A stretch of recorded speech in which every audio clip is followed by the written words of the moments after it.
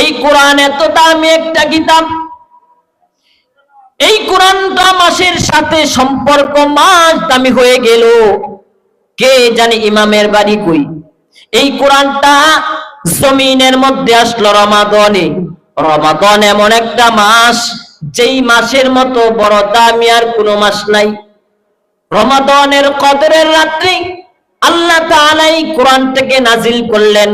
কদরের রাত এমন একটা রাত, যেই রাতের মতো বড় দামি আর কোন রাত নাই। এই যে রজব মাস চলতেছে, এরপরে শাবান মাস, এর পরের মাস হলো রমজান মাস। পয়গম্বর রাহমাতুল লিল আলামিন মানুষকে, উম্মতকে শিখায় দিয়েছেন, ও উম্মত, যখন রজব মাস আসবে তখন থেকেই তোমরা আমার আল্লাহ পাক রব্বুল আলামিনের দরবারে দোয়া করবা, আল্লাহুম্মা বারিক লানা ফি রজব ওয়া শাবান ওয়া বাল্লিগনা রমাদান।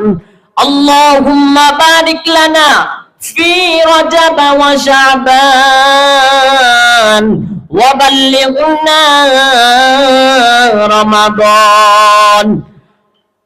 ও আল্লাহর বান্দা, নবী শিখিয়ে দিলেন, আল্লাহুম্মা বারিক লানা, ও আল্লাহ আমাদেরকে বরকত দান করেন রজব ও শাবানের এবং রমজান পর্যন্ত আমাদেরকে আপনি পৌঁছায়া দেন, রমজান পর্যন্ত আমাদের হায়াত বৃদ্ধি করে দেন। এই দোয়া নবীজি সাল্লাল্লাহু আলাইহি ওয়াসাল্লাম বেশি বেশি পড়তেন এবং উম্মতদেরকে শিখিয়ে দিলেন, উম্মত, আল্লাহুম্মা বারিক লানা ফি রজব ওয়া শাবান ওয়া বাল্লিগনা রমাদান, এই দোয়া বেশি বেশি পড়বা।